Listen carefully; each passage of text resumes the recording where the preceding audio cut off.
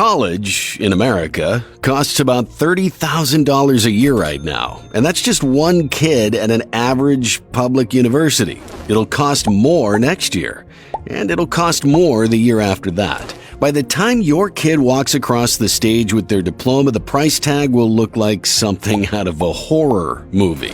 The S&P 500 has spent the last century outrunning almost everything. The question is whether it can outrun this. In this video, I'm taking the amount the average American family ends up saving for their kid's college, investing it into the S&P 500 the day their baby is born, and leaving it there for 18 years till he or she gets into college. No further contributions, no moving it around, just one deposit and one fund. And in the end, I'll show you exactly how much college tuition that account covers when your kid finally steps foot on campus, and what changes when you put in just $5,000 more. Here's the setup. Most American families don't have a plan when their kid's born. They have a feeling, they tell themselves they'll start saving soon, and they'll figure college out as they go, that there's plenty of time.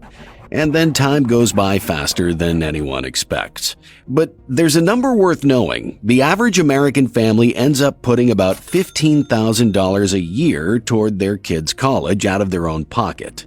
That's what they pay each year during the 4 years their kids are actually in school. We're talking tuition help, housing help, books, the gap that scholarships don't cover, and it adds up. So here's the question this whole video is built around. What if, instead of paying that $15,000 per year during college, you took that exact same amount, $15,000, and front-loaded it once at birth into the S&P 500? Same money, but one time, just paid 18 years earlier. And our vehicle for the S&P 500 investment will be the Vanguard S&P 500 ETF, or VOO, the single most held S&P 500 fund in America. It owns the 500 largest companies in the country, weighted by size. When people say just put it in the index, this is usually what they mean. That's the bet. $15,000, one deposit, the day your baby is born, inside the S&P 500, untouched for 18 years by the time the kid gets into college. Now, before we run any numbers, there's one piece of this strategy that matters more than most parents realize. Yes, the fund matters, but the account you put it in matters just as much. Because if you invest $15,000 into VOO inside a regular brokerage account, the IRS is at the door from day one. Every dividend the fund pays, taxed. And when you finally pull the money out to write that tuition check 18 years later, taxed again on the gains.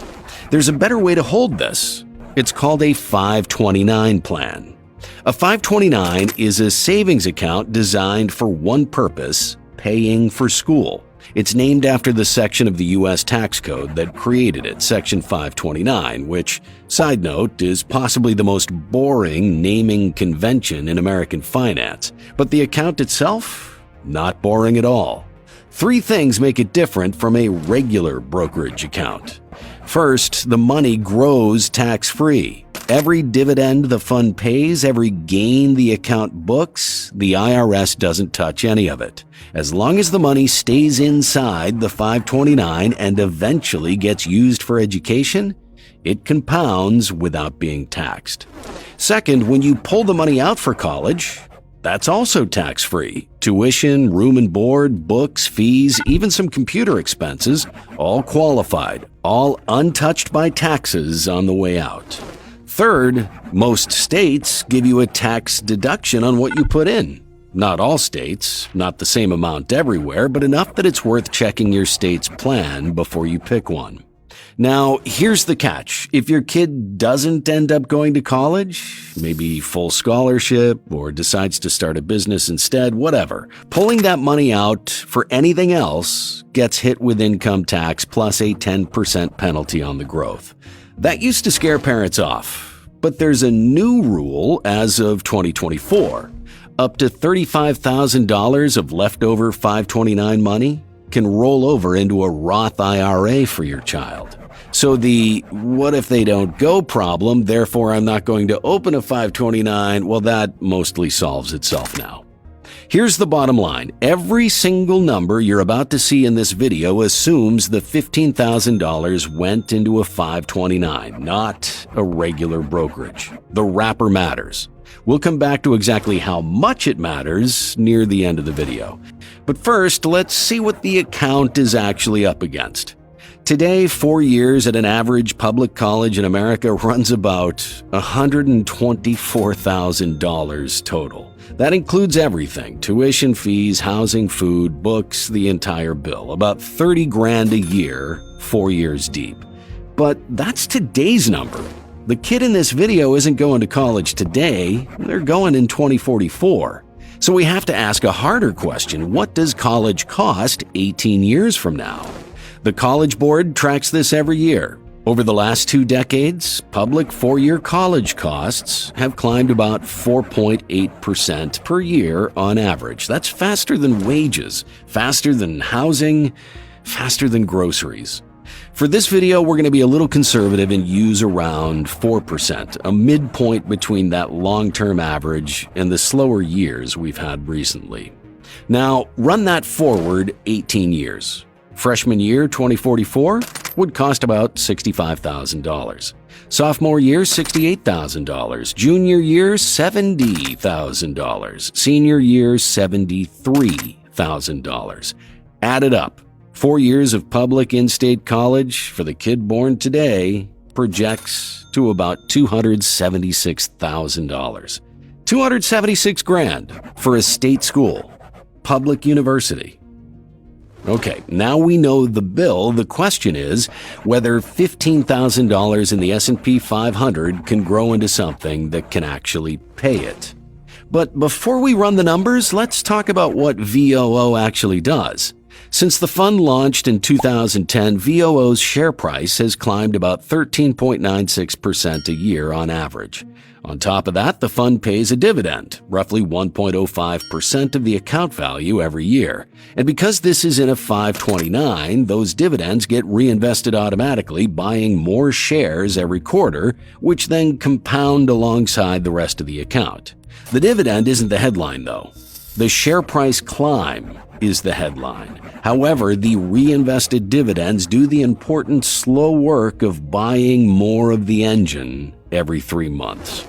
Now run it forward. Day 1. Your beautiful baby has arrived. $15,000 goes into VOO inside of 529. By the end of year 1, the account would reach $17,252. The market would add $2,094 in capital appreciation plus $158 in dividends, which are reinvested into more shares. Year 2 projected at $19,827. Year 3, $22,771. Year 4, $26,137. Year 5, $29,983. 5 years in, our kid is starting kindergarten. The account would roughly double. Sounds great in a vacuum, but here's the honest part. 5 years in is also when most parents start having doubts about this plan. The account would move from $15,000 to $29,983. That's real growth, but it's not the kind of growth that gets you excited about leaving it alone for 13 more years. The temptation to pull it, move it, or do something else with it, that temptation is real, and it's where this strategy fails for most parents who try it. Look, the hardest part of an 18-year plan isn't year 18, it's year 5. But let's say you're disciplined, you hold. Here's what happens next. Year 10, your kid's in 4th grade. The account climbs to $59,148. Stop and look at what just happened in the projection. Year 1 would add about $2,094 in growth. Year 10? Well, year 10 alone would add $7,214. Same rate of return, but the base the percentage is multiplying against keeps getting bigger, and because of this, the dollar amount each year keeps getting bigger too. That is compounding. Not the textbook version with the curve graph, the real version, where the same percentage starts producing wildly different dollar amounts because there's more money for it to multiply against. Year 15, we're now in high school. The account reaches $115,665, halfway to the answer. But that bill, $276,000 for 4 years of college, is still sitting out there waiting for us. And it doesn't feel like we're going to get there. Okay, stay with me, because what happens in the next 3 years is where the real story lives. Year 18. 18 years went by entirely too fast, and now your baby is, my goodness, an adult. The acceptance letters from colleges are coming in. And the account? Projections show $172,458. From $15,000, without a single additional dollar going in after our baby's first birthday, over 11 times the original deposit. Of the $157,458 in total growth, capital appreciation would contribute $152,768, which is the share price climbing over those 18 years. The reinvested dividends would add another $4,690. The market climbing does all the heavy lifting, while the dividends do the slow work in the background. And remember, every dollar of that growth happens tax-free, because the account is a 529. So here's where the math ultimately lands. The account would be worth $172,458. The 4-year college bill, projected forward to 2044, would be $276,000. And so the account is short, on paper, by about $104,000. But here's what most people miss. The account doesn't get emptied on day one of college. The kid pulls out 1 year of tuition each fall. The rest stays invested. The rest keeps compounding. The real question isn't whether the account beats the bill on the 18th birthday. The real question is whether it can survive 4 years of tuition coming out of it while the rest keeps growing inside. Let's check out what those projections show. Fall 2044, freshman year, the account stands at $172,458. The freshman bill is $65,291. That comes out. What's left? $107,167, and that balance keeps growing during freshman year. Fall 2045, the beginning of sophomore year, the account grows to $122,127, considering VOO's 13.96% rate. Sophomore tuition is $67,902. That comes out. $54,229 left inside, still compounding. Fall 2046, junior year, the account would grow to $61,795, but junior tuition is $70,619. Hit the brakes. Right there, partway through junior year, the account runs dry. $8,824 short of finishing the junior year bill. Senior year, there's nothing left. And that's our result. Freshman, paid in full. Sophomore, paid in full. Junior, 88% there before the account empties. Senior year, zero. Tuition has to come entirely from somewhere else. Add up what's still owed, and the family's looking at $82,267 they'd have to find from loans, from income, from scholarships, from a part-time job, from all of it together, perhaps. Here's what that means. The strategy worked. The market would compound. The 529 would protect every dollar invested from taxes. The $15,000 would grow more than 11 times its original size, but our kid would graduate college with about a year and a half of unpaid tuition holding them down. A horrible way to enter the workforce already deeply in debt. That's the honest math. The strategy beats almost every other passive savings option out there, but it doesn't beat college. Well, it does, to an extent, just not all of it. But there's another version of this story. Same fund, same wrapper, same 18 years untouched, same market doing the same thing. The only difference, instead of $15,000, you put in $20,000 on day one. $5,000 more, that's all. Where does the extra $5,000 come from? It's not nothing, but it's also not unrealistic. The IRS lets a single grandparent gift up to $19,000 per year to a grandchild, totally tax-free. Two grandparents combined can put in $38,000. So an extra $5,000 at birth isn't some wealth-only number. It's one grandparent's contribution, or one really lucrative baby shower, or a parent who saved a little before the baby arrived. Here we go. Let's run the same math, this time with $20,000 in VOO, inside of 529, same 13.96% average annual appreciation, dividends reinvested, 18 years untouched. Year 18, the account would reach $229,944. $5,000 more at the start would grow into $57,486 more by year 18, over 11 times leverage on the extra deposit. The starting amount wouldn't just add $5,000, it would compound into more than 11 times that.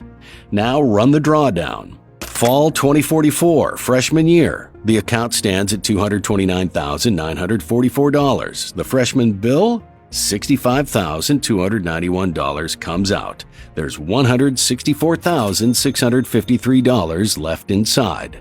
Fall 2045, sophomore year, the account would grow to $187,640. Sophomore tuition, $67,902. There's $119,738 left.